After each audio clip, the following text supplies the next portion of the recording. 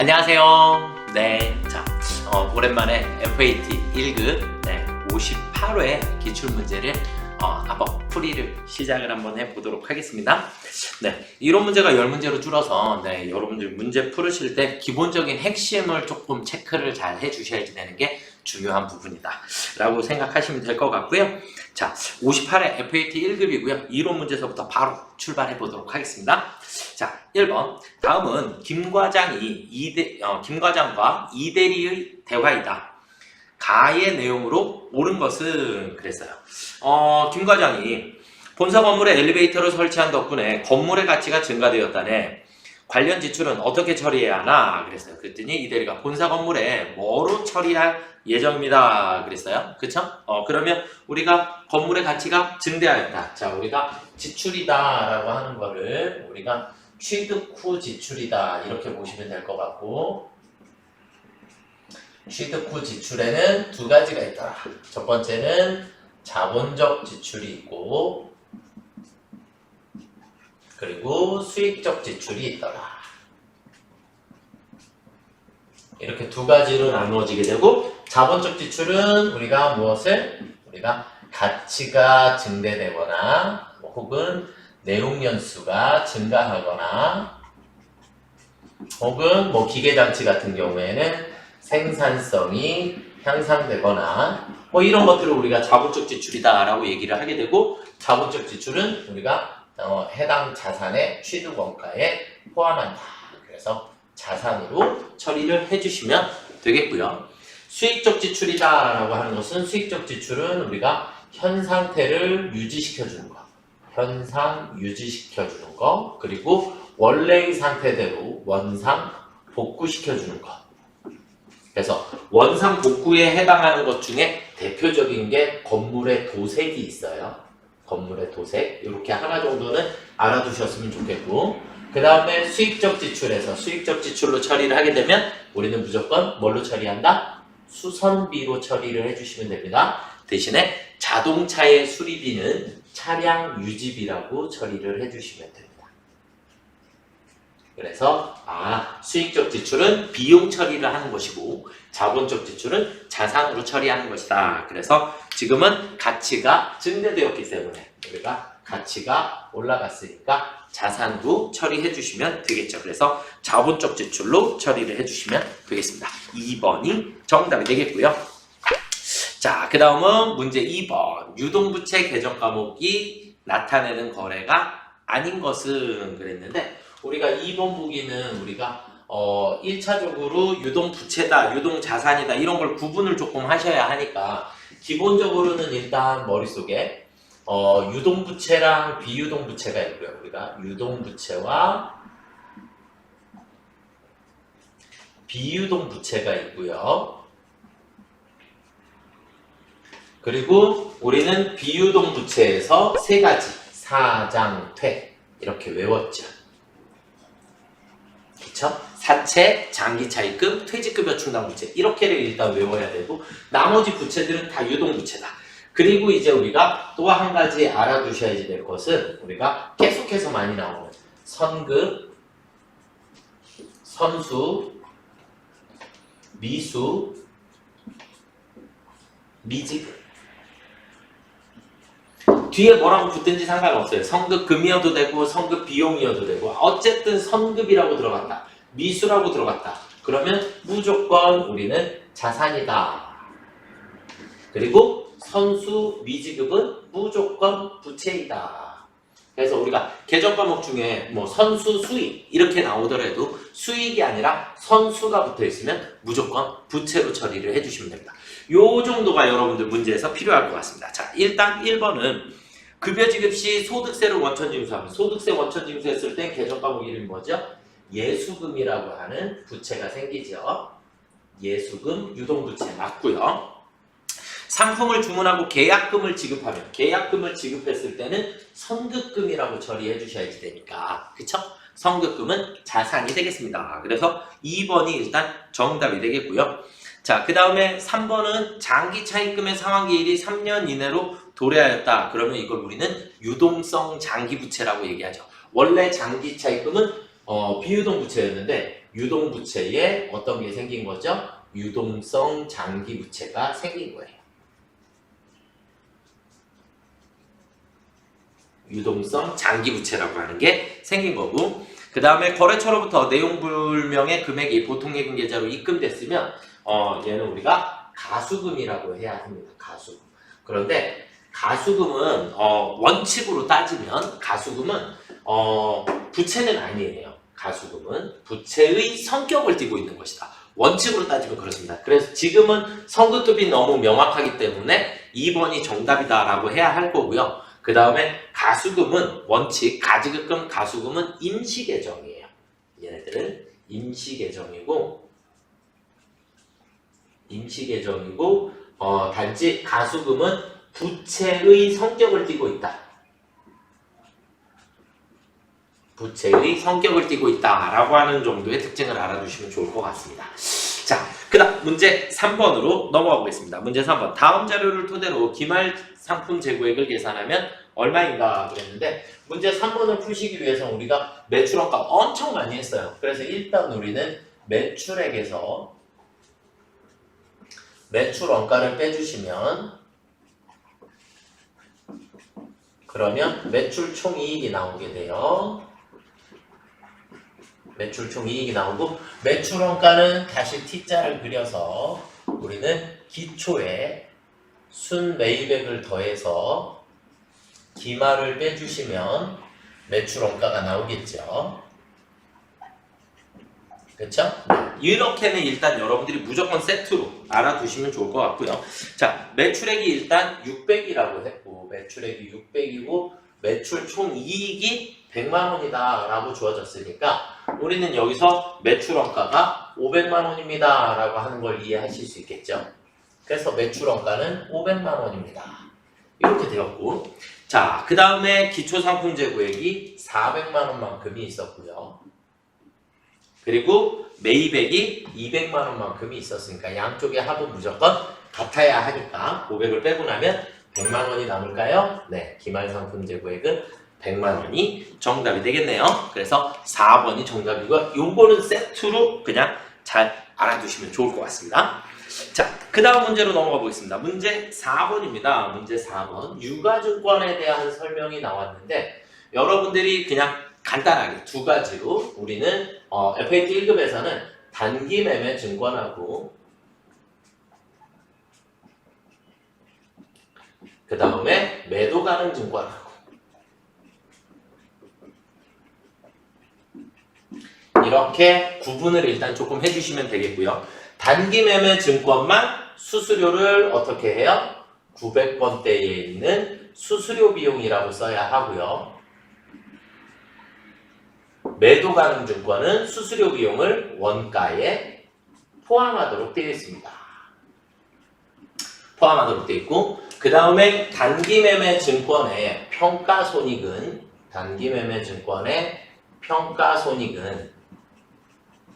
단기의 손익으로 처리를 해요. 단기 손익으로 처리를 하게 되고, 매도 가능 증권에 대한 평가손익은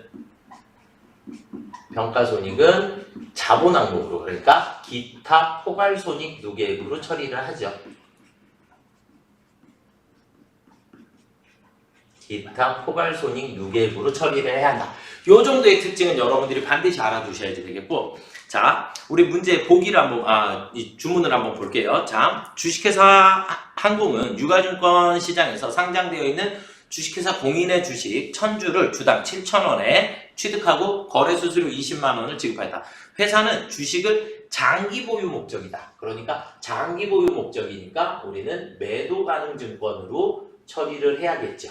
단기 매매 증권은 말 그대로 단기니까. 그쵸? 그러면 매도 가능 증권으로 처리를 하게 되면 수수료를 어떻게 해야 한다? 원가에 포함시켜 주셔야지 된다. 그러니까 계정 과목 이름은 매도 가능 증권으로 처리해야 하고, 그 다음에 수수료 20만 원을 포함해야 하기 때문에 720만 원의 취득 원가가 나오겠죠. 그래서 4번이 정답이 되겠습니다. 이해되시죠? 네.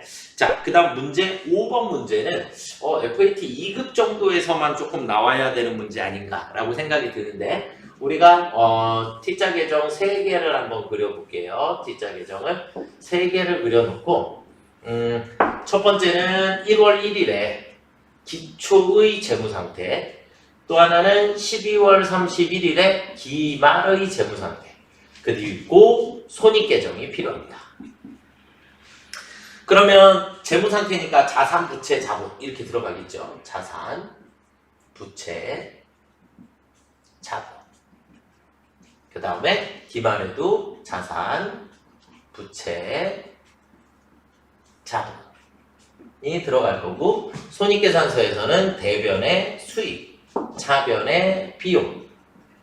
그러면 우리는 차변에 비는 돈을 이익이다 라고 표현을 하는 거고, 당기순이 대변에 만약에 금액이 비면 당기순 손실이 된다, 이렇게 보시면 되겠고, 기초자본과 기말자본을 비교를 해서 이렇게 둘을 비교를 하는데, 예를 들어서 기말이 더 크다 그러면 이익이 생긴 거고, 기초가 더 크다 그러면 손실이 생긴 거예요. 이게 기본이에요. 여기다가 이제 숫자를 한번 집어넣어 보도록 하겠습니다. 기초의 자산이 250, 그리고 기초의 부채가 120. 그럼 우리는 기초의 자본은 130만 원이 나오겠네요. 그쵸? 기초의 자본은 130만 원입니다. 이렇게 체크를 해두시면 되겠고, 자, 기말 자본이 160이 됐대요. 기말이 160. 그러면 우리는 기말이 더 크니까 이익이 생겼다. 얼마가? 30만 원만큼이. 이렇게 보시면 되겠고, 수익은 80만 원이다 라고 주어졌으니까 수익은 80만 원 갖다 넣어주시면 비용의 금액은 50만 원이 나오겠죠.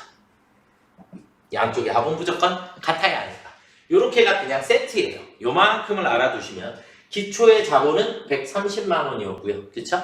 그 다음에 비용은 50만 원이었습니다. 그래서 정답은 4번이 되겠고요. 이해되시죠? 네. 최소한의 암기하실 정도만 제가 체크를 해드리고 있기 때문에 여러분들이 요만큼은 머릿속에다가 조금 다 잘 두셨으면 좋겠습니다. 자, 그 다음에 문제 6번은 판매비와 관리비를 물어봤는데, 판매비와 관리비를 물어보면 여러분들이 일단 비용이다라는 구별은 하실 수 있다라고 보시고, 영업외 비용. 이건 여러분들 시험 문제 거의 뭐 100% 따라다닌다라고 보시면 되겠고, 우리는 영업외 비용에 해당하는 게 이자 비용, 그리고 기부금, 그리고 무슨 손, 실, 그리고 기타의 대손상각비. 요만큼만 암기를 하시면 돼요. 그럼 영업외 비용을 물어봤으니 영업외 비용은 무조건 얘네들이니까, 지금 판매비와 관리비를 물어봤으니까 얘네들 계정 과목을 무조건 지우고 시작하시면 됩니다. 그래서 끝에 있는 이자 비용하고 그 밑에 있는 잡손실을 지워버리면 나머지가 모두 다 판매비와 관리비에 해당하겠죠. 그래서 1110만 원이 정답이 되겠습니다. 이해되시죠? 네. 자, 그 다음 문제 7번을 한번 보도록 하겠습니다. 문제 7번은 여러분들이 결산 문제에서 발생주의다라고 하는 개념이고, 반드시 알고 계셔야지 되는, 왜냐면 이 이론 문제뿐만 아니라 결산 문제에서 계속 나오기 때문에 성급, 선수, 미수, 미지급은 당연히 잘 알고 계셨으면 좋겠다라고 하는 개념이에요. 자, 그런데 우리가 5월 1일 날 이렇게 볼게요. 자, 5월 1일 날 우리는 임차료를 지불을 했고요. 1년분 그러면 내년 4월 30일 것까지 지불을 했고요. 그리고 오늘의 날짜는 12월 31일입니다. 전체 토탈 금액은 360만 원을 지급을 했으니까 우리는 한 달에 30만 원이다 라는 건 이해가 되시죠? 그러면 우리는 자 5, 6, 7, 8, 9, 10, 11, 12 8개월분, 그러니까 240만 원이 단기분에 해당하고, 하나, 둘, 셋, 넷, 4개월분 120만 원은 차기분에 해당한다. 그러면 우리가 5월 1일 날 회계 처리를, 5월 1일 날 우리는 임차료라고 회계 처리를 했으니까, 그쵸? 현금 지급했다 그랬으니까 5월 1일 날의 회계 처리는 차변에 임차료 360만 원, 그리고 대변에 현금 360만 원, 이렇게 회계 처리를 한 거예요. 그런데 우리는 단기분만 비용이어야 하기 때문에 240만 원만 임차료여야 해요. 그리고 내년도 분에 대해선 우리가 선급 비용이다라고 처리를 해주셔야겠고요. 그러면 우리는 임차료가 너무 많이 잡혀 있으니까 임차료는 240이어야 되니까 임차료 중에 얼마가? 120만 원이 없어져야겠죠. 임차료는 120만 원 없어지게 되고 이 없어진 것만큼 우리는 차변에 선급 비용이 120만 원만큼의 자산이 증가를 하겠죠. 12월 31일 날 매개처리는. 이해가 되시나요? 그래서 선급 비용, 임차료, 그래서 3번이 정답이 되겠고요. 자, 그 다음으로 한번 넘어가 보도록 하겠습니다. 문제 8번. 문제 8번은 부가세 납세 의무자, 납세 의무에 대한 설명으로 바르게 설명하고 있는 사람은 면세 사업자도 부가가치세 납세 의무가 있다 없다? 없다. 면세 사업자는 부가세법상 사업자가 아닙니다. 사업자 등록을 하지 않으면 부가세 납세 의무는 없다? 아니요. 부가세 납세 하셔야죠. 그래서 부가세의 납세 의무자는 납세자는 우리가 두 가지가 있어요. 첫 번째는 사업자하고 그리고 또 한 사람은 재화를 수입하는 자. 그래서 여러분들이 해외 직구를 하면 개인 통관번호라는 걸 내도록 되어 있고 그래서 재화를 수입하는 자도 납세 의무자가 될 수 있다. 재화를 수입하는 사람도 부가세법상 납세 의무가 있어. 네, 민혁이가 정답이네요. 그렇죠? 민혁이가 정답. 국가 등 지방자치단체도 납세 의무가 있고요. 그래서 민혁이가 일단 정답이 되겠습니다. 3번이 정답이 되겠습니다. 자, 그 다음 문제 9번으로 한번 넘어가 보시도록 하겠습니다. 부가가치세 과세거래에 해당하는 것은 그랬는데 자, 부가가치세의 과세거래는 세 가지가 있어요. 그래서 첫 번째 재화의 공급, 그 다음에 용역의 공급, 그 다음에 재화의 수입이 있습니다. 이렇게 세 가지를 우리는 과세거래다라고 얘기를 하고 그 다음에 재화의 공급으로 보는 거에 플러스 해줘야지 될 게 뭐가 있냐면 간주공급이다라고 하는 게 있어요.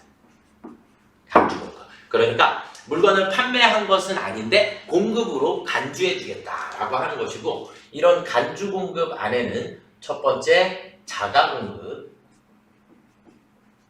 그리고 개인적 공급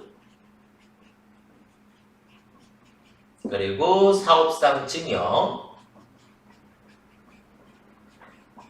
그리고 폐업시 잔존재화가 있어요.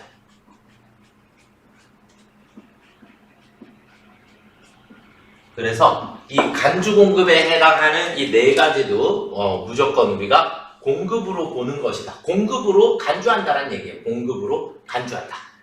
그러니까 부가세를 과세해라. 부가세를 과세해라. 이렇게 일단 기본 개념을 잡으시면 좋을 것 같고요. 우리가 재화의 공급으로 보지 않는 것들 몇 가지를 또 암기를 해볼게요. 재화의 공급으로 보지 않는 거. 재화의 공급이 아닌 거. 여기에는 우리가 담보를 제공한다든지 그 다음에 사업의 포괄적 양도는 내가 하고 있던 가게를 남한테 넘겨줬을 때 그럼 그 안에 있는 물품 거래에 대한 부가세는 거래하지 말아라 라고 하는 거고요. 그 다음에 조세의 물납이다 라고 하는 게 있고 그리고 강제 경매가 있어요. 세무 2급에서 그러니까 TAT 2급에서 세무를 전산 세무 2급이나 TAT 2급에서는 자세히 배우시게 될 건데 회계 1급 시험을 보시려면 그래서 FAT 1급 시험에서는 요 정도는 조금 공급으로 보지 않는 것들이니까 암기를 조금 하고 시험을 보시는 게 좋으실 것 같습니다. 자, 그래서 첫 번째 담보를 목적으로 부동산을 제공하는 경우 담보는 공급이 아니더라. 그 다음에 무상으로 견본품을 제공하는 경우 견본은 제공을 해야 물건을 판매를 하니까 거래처에 접대 목적으로 제품을 증여하는 경우 이게 사업상 증여에 해당하고 과세거래에 해당하게 됩니다. 그래서 우리 회사 제품을 타 회사에 접대 목적으로 제공을 했을 때, 그래서 3번이 정답이 되겠고요. 근로계약을 맺고 근로를 제공하는 경우, 일을 한다라고 해서 거기에 부가세가 발생을 하면 안 되죠. 그렇죠? 그래서 정답은 3번이 되겠습니다. 자, 그 다음 문제 10번. 다음은 제조업을 영위하는 일반 과세자 주식회사 항공의 2022년 제2기 부가세 확정신고 자료이다. 확정신고 시 납부세액을 계산하면 얼마인가 그랬어요. 그럼 우리는 일단 매출세액에서 매입세액을 빼주시면 우리가 여기다가 좀 써볼까요? 자, 매출세액에서 매입세액을 빼주시면 그러면 납부세액이 나오겠죠. 그렇죠? 납부세액이 나온다. 이렇게 보시면 되겠고, 매출세액은 6억 6천이 매출 공급가액이니까 매출세액은 6,600만 원이 되겠죠. 그렇죠? 6,600만 원이 되겠고, 매입세액 2,100만 원인데 이번 매입은 세액으로 나왔네요. 2,100만 원. 그 다음에 자본적 지출, 토지의 자본적 지출과 관련된 거 불공이죠. 적대비와 관련된 거 불공이죠. 그러면 300만 원만큼을 빼야 하니까 1,800만 원이 매입세액이 되겠죠. 그쵸? 그러면 4,800만 원의 납부세액이 나올까요? 그쵸? 이렇게 불공을 뺀 나머지 금액을 계산을 해주시면 될 것 같아요. 그래서 문제 4번이 정답이 되겠습니다. 10문제 정도밖에 안 되니까 최소한 암기하셔야지 될 부분이기 때문에 정리를 조금 차근차근 해드렸으니까 시험 보시기 전에 꼭 확인해 보시고 시험들 잘 보시기를 바라겠습니다. 잠시 후에 우리 실기도 또 한번 풀이를 해보도록 하겠습니다. 수고들 많이 하셨습니다.